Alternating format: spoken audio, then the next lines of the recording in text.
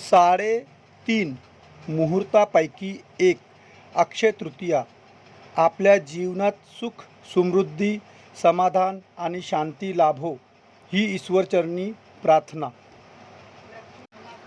आप सबको अक्षय तृतीया मुबारक हो और सभी मुसलमान दोस्तों, भाइयों और बहनों को ईद भी मुबारक हो।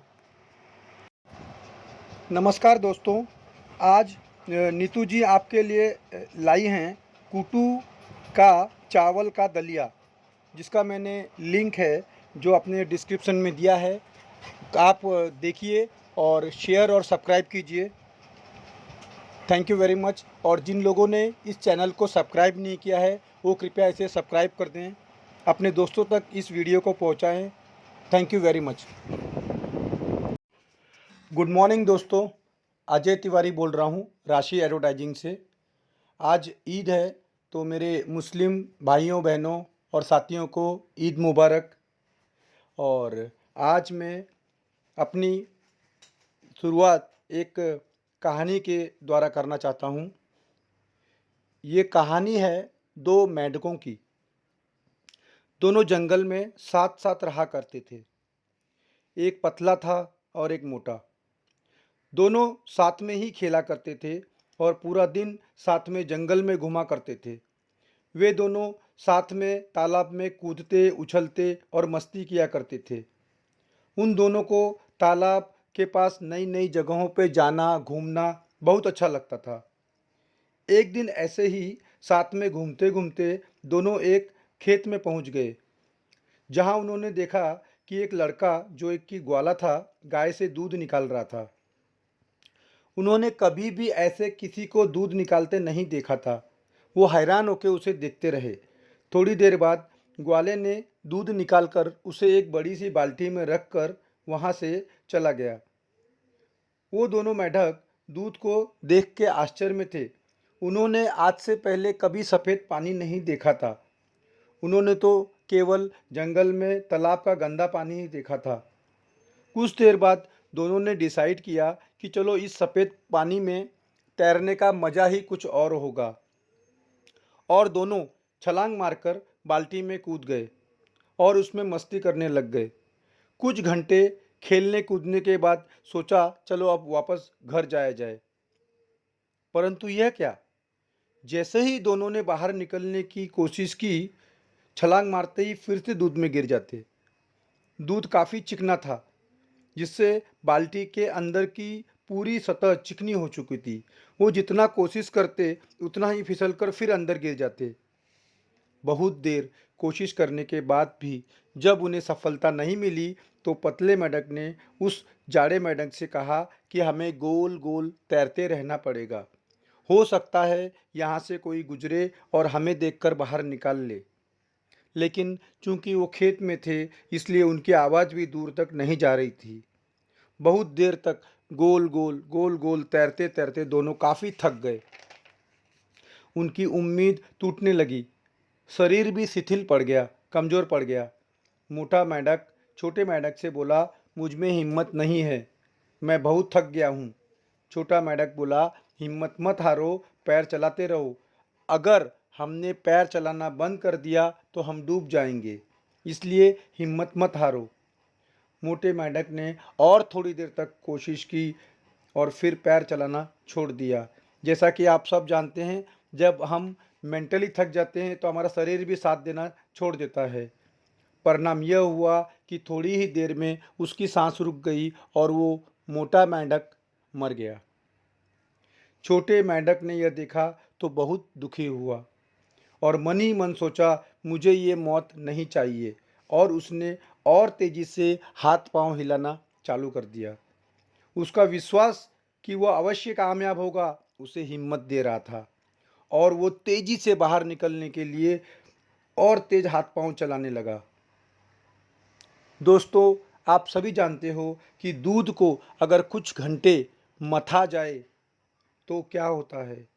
थोड़ी ही देर में दूध में से मक्खन तैयार होने लगा, क्योंकि दोनों जन गोल गोल घूमते घूमते उस दूध को धीरे धीरे मक्खन में उनको पता भी नहीं था चला, और कब ये दूध धीरे धीरे मक्खन के रूप में तैयार होने लगा, और जो बाल्टी की गहराई थी वो थोड़ी कम होने लगी, और जो दूध काफ़ी चिकना था वो सख्त होने लगा। वो मेंढक हैरान हो गया। उसने देखा कि अब वो थोड़ा काफ़ी ऊपर तक आ गया है, और उसने अपनी पूरी ताकत लगाकर एक ऊंची लंबी छलांग लगाई, और आश्चर्यचकित होकर देखा तो वो बाल्टी के बाहर था, यानी उसकी जान बच गई थी। इस तरह से जब वो वापस घर आया, और घर आने के बाद हैरान हो गया, और उसने बहुत ही अपने अपने दोस्त को याद किया कि अगर वो भी हिम्मत नहीं छोड़ता, वो भी थोड़ी देर और मेहनत करता, तो हो सकता था आज वो भी मेरे साथ में हो। दोस्तों, इस कहानी से हमें यह सीख मिलती है कि हम मंजिल के या अपने गोल के अक्सर करीब होते हैं, उसी वक्त हम हिम्मत हार जाते हैं। बस थोड़ी देर और अगर हम मेहनत करते तो शायद हम अपनी मंजिल को पा लेते। आपने अक्सर सुना होगा कि कितने लोग ऐसे हैं जो किनारे पे आके ही दम तोड़ देते हैं। इसलिए नेवर नेवर गिव अप। जब जब भी आपकी हिम्मत साथ छोड़ने लगे, अपने आप से कहना, मैं इतनी दूर तक आया हूँ यहाँ रहने के लिए नहीं, अपनी मंजिल पर पहुँचने के लिए। मुझे अपनी मंजिल पर पहुँचना ही पहुँचना है। मैं अपना गोल अवश्य पाकर रहूँगा।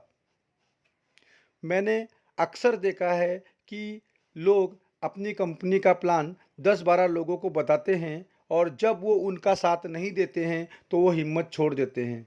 यहाँ तक कि कितने लोगों ने ऑलरेडी 5 लोगों को अपनी कंपनी में जॉइन करा देते हैं, और केवल एक और करने के लिए भी वो अपनी हिम्मत छोड़ देते हैं। क्यों? क्योंकि उन्हें खुद पर कम, और जो उनको बताते हैं उन पर ज़्यादा भरोसा है। उन्हें खुद के लॉजिक पे कम भरोसा होता है, और दूसरे लोग जो उन्हें लॉजिक देते हैं उस पे ज़्यादा भरोसा होता है। अपने आप से पूछिए, क्या हम लोगों से इतना पैसा ले रहे हैं कि वो दे नहीं पाएगा? अधिक से अधिक क्या होगा? हमारे 10 रुपए ही डूब जाएंगे ना। दूसरा कोई ये जो कहते हैं ना कि हमारा पैसा हैक हो जाएगा, गूगल पे से पैसा चला जाएगा, तो क्या हम किसी से पैन कार्ड, आधार कार्ड कुछ ले रहे हैं? नहीं ना।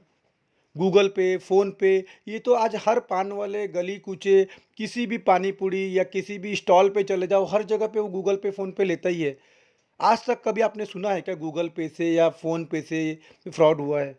नहीं ना। तो फिर आप तुरंत उनकी बातों में क्यों आ जाते हो? दूसरी बात, कुछ लोगों के पेट में इसलिए दर्द होता है कि लोगों के 10 रुपए जमा करके एक दिन अजय तिवारी यह कंपनी बंद करके भाग जाएगा। अरे, अब तक आपको विश्वास नहीं आया कि अगर मैं भाग जाऊंगा तो केवल एक ही बार कमा पाऊंगा ना? क्या मैं आप लोगों से एक ही बार 10 रुपये ले रहा हूं? नहीं ना। आप लोगों को हर महीने 10 रुपये का सब्सक्रिप्शन देना है ना। सोचो, अगर मैं नहीं भागा तो क्या होगा? अजय तिवारी को आपसे हर महीने उतने ही पैसे मिलेंगे। हर महीने, एक बार नहीं, हर महीने मिलेंगे, क्योंकि आपको 10 रुपये का सब्सक्रिप्शन हर महीने देना है। तो मैं क्यों भागूंगा? मैं तो आपके साथ में रह के आपसे 10-10 रुपये लेते रहूंगा ना। मेरा फ़ायदा किस में है? आप ही सोचिए। आपके पैसे लेके भाग जाने में, या ज़िंदगी भर आपसे पैसा मिलते रहने में? और बदले में आपको भी तो मुझसे पैसा मिल रहा है ना, 25,000 हर महीने। और आपको एक रोजगार भी मिल रहा है, एक मजबूत रोजगार, जिसमें आप अपनी पढ़ाई लिखाई, काम धंधा, हाउसवाइफ जो भी हो, नौकरी कर रहे हो तो नौकरी करते करते मेरा काम कर सकते हो ना। आपको अपना काम छोड़ के तो मेरे पास काम पे आने की ज़रूरत नहीं है कि कल को अगर मेरा काम बंद हो जाए तो आपकी नौकरी छूट जाएगी, वो डर भी नहीं है आप लोगों को। कुछ लोग इस डर से मेरी कंपनी ज्वाइन नहीं करते, क्योंकि ऐसी कंपनियों का भविष्य नहीं होता। सरकार बाद में ये कंपनी मनी लॉन्ड्रिंग या कुछ भी फॉल्ट निकाल कर बंद कर देगी। आप लोग मुझे ये बताइए, क्या इस डर से कि कल को सरकार बंद कर देगी, मैं काम करना छोड़ दूं क्या? मैं कोशिश नहीं करूं क्या आप लोगों को ये रोज़गार देने की? अगर मेरी नीयत साफ़ है और मैं सच में आप लोगों को रोज़गार दे रहा हूं, और अगर ये आपको दिख रहा है, तो क्या सरकार को नहीं दिखेगा? मैं आप लोगों से सब पैसा ऑनलाइन ले रहा हूं, इसका मतलब है कि ये सब वाइट मनी है ना। और आप लोगों को पता है अगर ये वाइट मनी है तो इसका मतलब है मैं सरकार को टैक्स दूंगा ही दूंगा। और अगर मेरी कंपनी अच्छा मुनाफा कमाती है तो मैं एक अच्छा टैक्स दूंगा ना सरकार को। मैं ऑलरेडी सरकार को जीएसटी देता हूं। I am a GST payer. मेरी कोशिश यही है कि मैं सब काम लीगल तरीके से करूं, ऐसा काम जिससे 4 लोगों का भला कर सकूं। और हाँ, आपका पेमेंट आने के लिए 2 कंडीशन आप याद रखिए। पहली ये कि आपको वीडियो देखना ही देखना है। दूसरी ये कि आपको कम से कम 6 लोगों को यहाँ पे वर्क फ्रॉम होम देना है। और 6 लोग भी फर्जी नहीं होने चाहिए, एक्टिव होने चाहिए।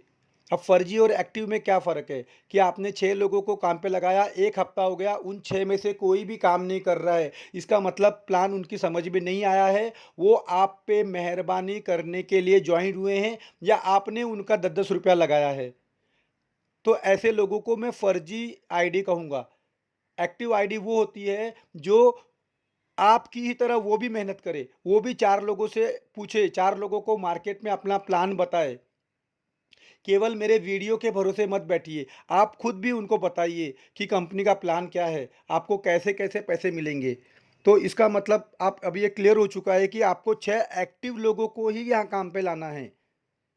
और दूसरी बात कि आप अपनी ऐड मुझे दे सकते हो। एग्जांपल देता हूँ आपको मैं, जैसे अभी मैंने ये नीतू डायनामिक की का प्रमोशन किया जो कि उनका चैनल था।